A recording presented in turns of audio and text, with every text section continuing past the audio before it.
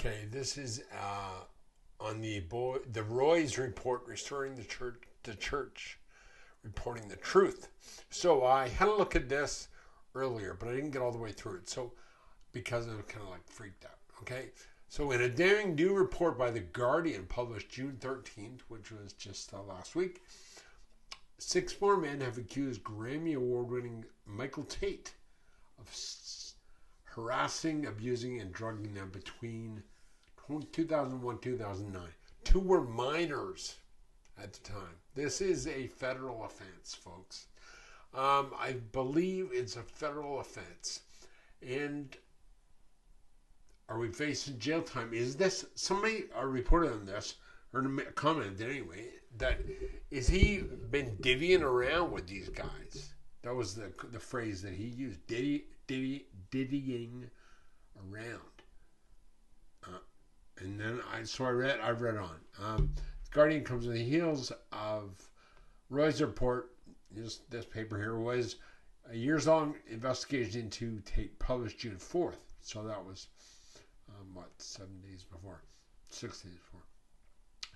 8 days before? I don't know. I can't even do math. The allegations have rocked the industry, provoked a surprised mea culpa response from Tait. In other words, I've been caught, so now I'm gonna plead for your forgiveness. And we all do that. Let's not kid ourselves when we get caught and we're like, I'm sorry. I'm not saying we've done any of this stuff, because this is egregious and totally just sickening. So in response to the article, musician Hayley Williams of Paramore has made international headlines after calling for the industry to completely crumble for covering up Tait's alleged behavior. Hayley grew up in a Christian home, but Paramore is not a Christian band. F all of you who knew and didn't say anything, she posted on Instagram. Wow. That says a lot. But as Christians, people are watching us, man. So, like, if you, right? I totally get what a bang on comment. The language might be a little bit more than necessary but I understand her frustration, her aggravation of the whole thing. And, yeah, man, I totally get it. Because he needed gay affirming support. So it becomes a gay, straight issue for her. But she doesn't even mention the, what is that? See, man, because the family's entire faith is built on a faulty structure of self-hatred to a system that would rather cover up abhorrent behavior than to accept that being gay is not the problem. Oh, so I see. What she's saying is, if the church just accepted being gay as normal, instead of what the Bible actually says, that this wouldn't be abhorrent behavior. But you know what? It would be abhorrent behavior because some of it was with minors. So regardless of the Bible, which is, we believe a man should not lay with a man as he does with a woman. And this abhorrent behavior involves minors. Why? Diddy is in jail. So let's not split hairs here. I mean, this is abhorrent behavior no matter how you look at it, from the world's perspective or the Bible. Okay? Anyway, so the CCM also grappling with the fallout of these allegations. Chris Llewellyn, lead singer of the Rend Collective, yes, I heard of them, calling it a cry for justice. Wow.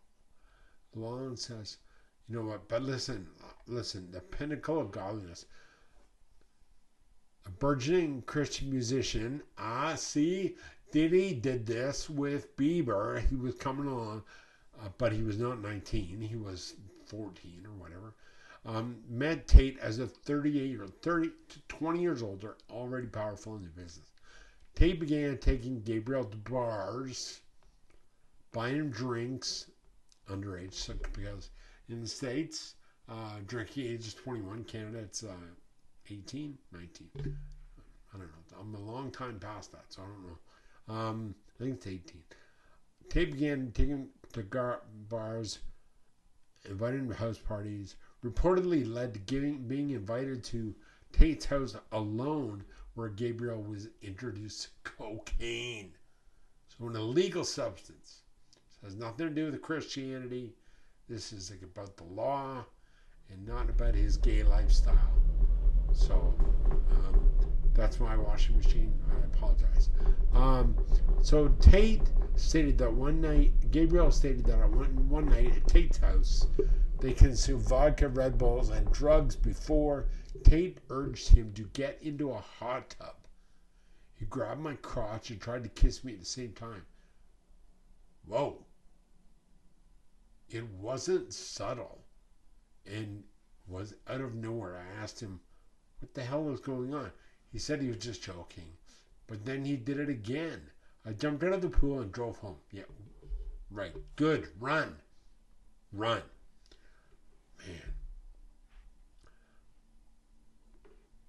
I shouldn't have driven home because I was more intoxicated than I'd ever been. But that's how scary it was. Yeah. I hear you, man. Wow. A previous survivor of sexual abuse. He believed he was sympathetic, and he betrayed that trust. Wow. To this day, I jump whenever someone touches me unexpectedly. When something like that happens to you, you feel like the worst person. You feel dirty, worthless. It's heartbreaking to think someone like you that you look up to could even do that. Wow. Oh my gosh. He looked at him as the pinnacle of godliness because he got his music going and can reach out to people like that and with a Christian message in the lyrics. But holy smokes, man. I agree. I get that people sin, but to use that as facade for his righteousness to commit more sin, that made me walk away from the faith for a while. He took something from me that I'll never get back. In time, though, I found my way back to God. And then he met another guy, Sean Davis, 15 years later. Sean Davis reported, here we go, spoke on record to The Guardian. The same type of abuse happened at Tait's home, when he was a minor. What the heck, man? Davis was 16, met Tait at a party. They were Christians, but they rocked out. Like I said. He told Guardian that he and Tait went to bars and parties together. Same deal, eh? You know what? I bet there's other people too, eh? Oh, man. A survivor, Tait said. Another essay, a survivor. Tait made me feel like and seemed like he was my only friend. Man, what a dirty dog. Said that one night at Tait's house, Tait mixed and served him a drink that tasted strange. So are you kidding me? Like he roofied this guy too? Okay, read the next line for yourself, guys. It's right down here. His feeling began going in and out of consciousness. And then here, read this line here. I was in the closet. Da-da-da-da. What?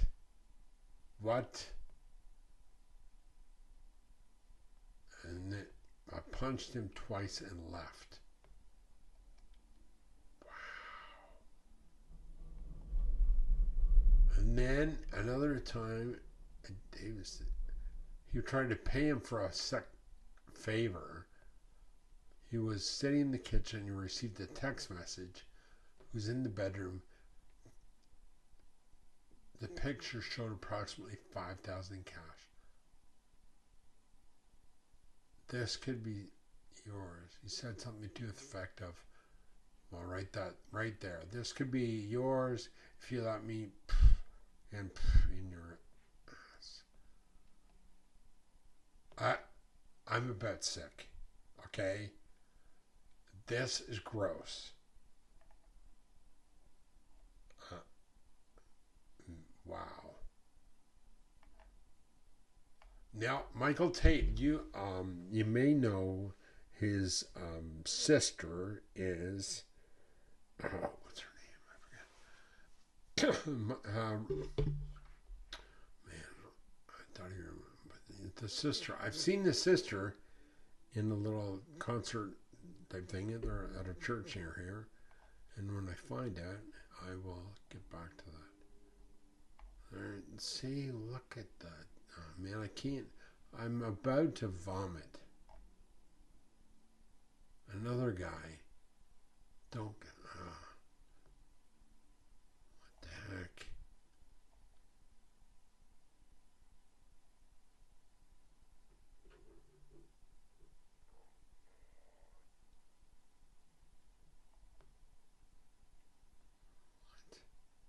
Well, look at this. My pants were unzipped and he was... What the heck, man?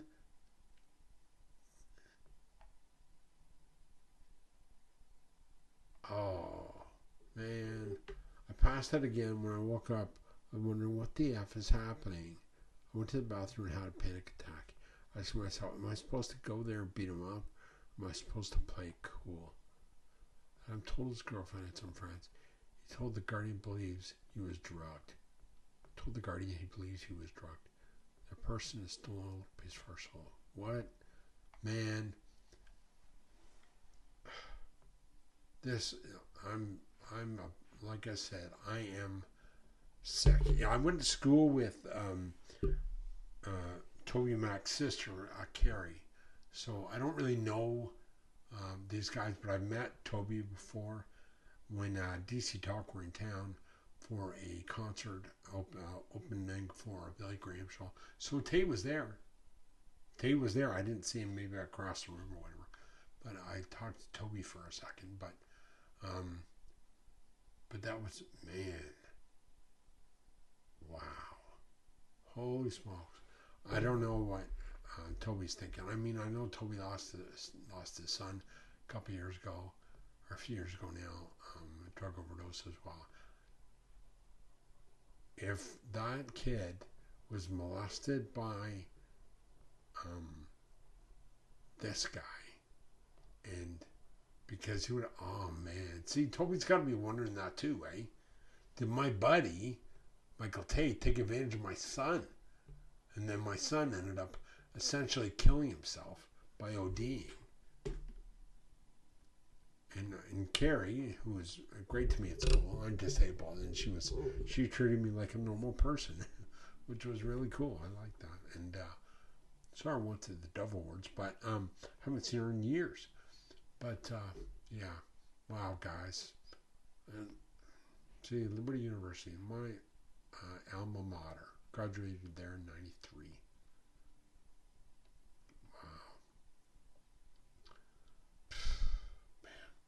I hate to see stories like this. If you like this story, please comment. And regardless, comment anyway, please. I want to know more about what you think about this, okay?